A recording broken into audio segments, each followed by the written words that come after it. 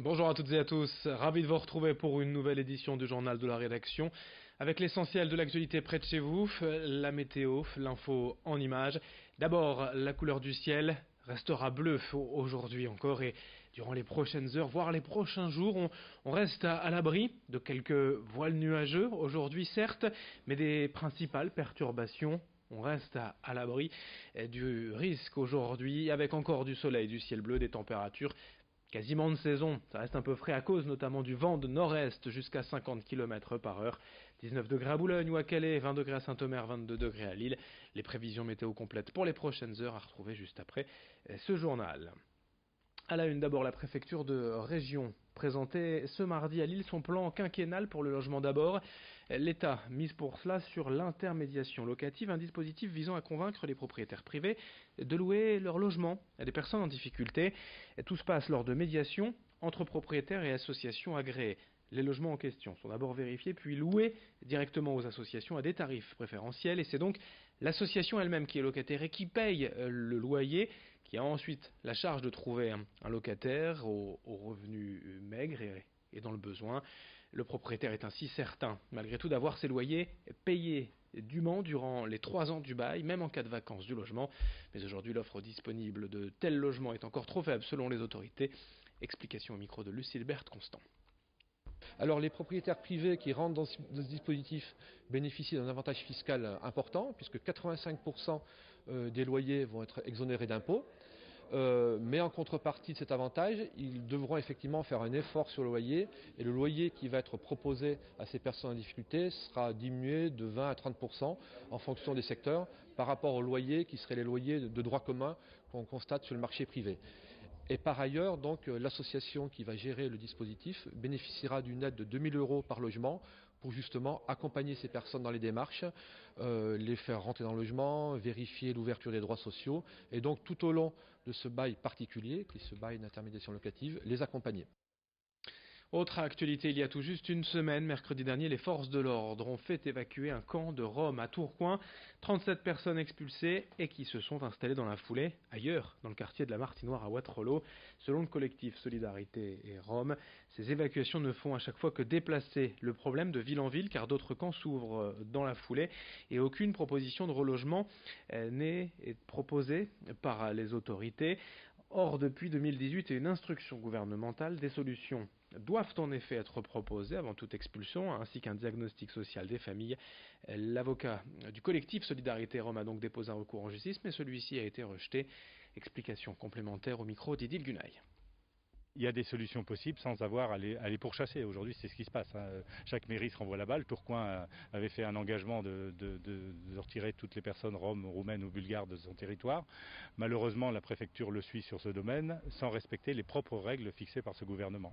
Toutes les solutions sont possibles, mais c'est à l'État et à la direction départementale de la cohésion sociale de le proposer, d'étudier la situation de chaque famille et de faire des propositions. Aujourd'hui, malheureusement, on n'a que la partie répressive, c'est-à-dire on amène la police et on dit aux gens dégagez. Résultat, ils sont toujours là, ils bougent, c'est-à-dire qu'on voit, il y a un enfant qui était à l'école qui y va pas aujourd'hui parce que voilà, il doit être sur le terrain parce que on ne sait pas ce qui peut se passer dans les prochaines heures. Le travail aussi, c'est difficile de partir travailler le matin en sachant pas si sa caravane sera encore là le soir. Un moment de beauté solidaire avait lieu ce mardi à la Chambre des métiers pour mettre en relation des apprentis et des demandeurs d'emploi. 60 personnes ont ainsi pu bénéficier d'un soin, d'un shampoing, puis d'une coupe personnalisée au cas par cas, comme chez le coiffeur, une opportunité intéressante pour des demandeurs d'emploi qui n'ont pas forcément les moyens de se rendre dans un salon de coiffure et pour des apprentis en deuxième année de BOP qui peuvent ainsi travailler et apprendre pour préparer physiquement ces demandeurs d'emploi à un entretien d'embauche. Par exemple, une participation 100% gratuite qu'a suivi pour nous Lucille Berthe Constant. En fait, c'est ma référente RSO qui m'a dirigée ici. Parce que comme elle sait que j'ai pas les moyens financiers d'aller au coiffeur, ça a un coût.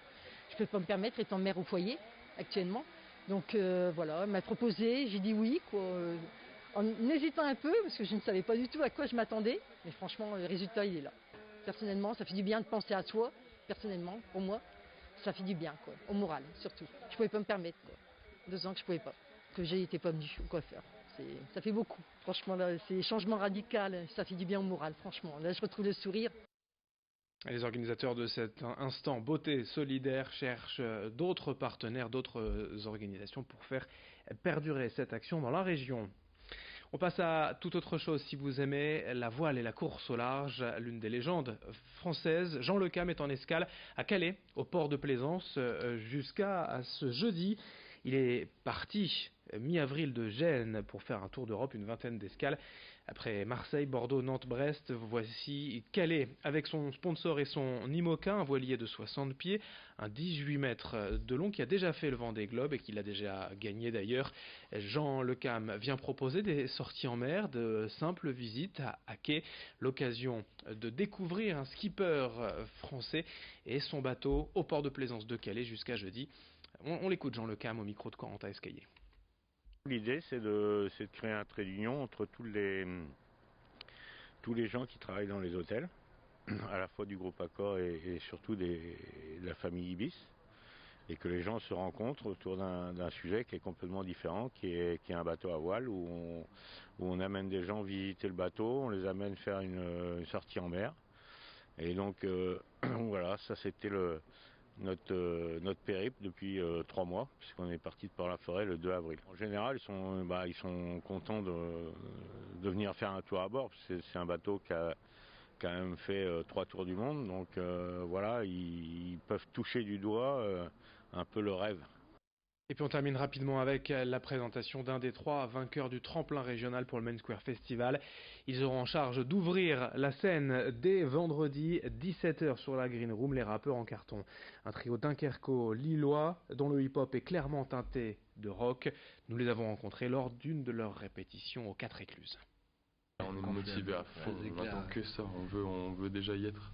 Ouais, à fond. Mais ça va passer trop vite, on a que 30 minutes, donc ouais. on est là, genre on va y aller. Et ça va tellement passer vite qu'on l'aura fait. Mais putain, vivement, ouais, ça va être trop cool.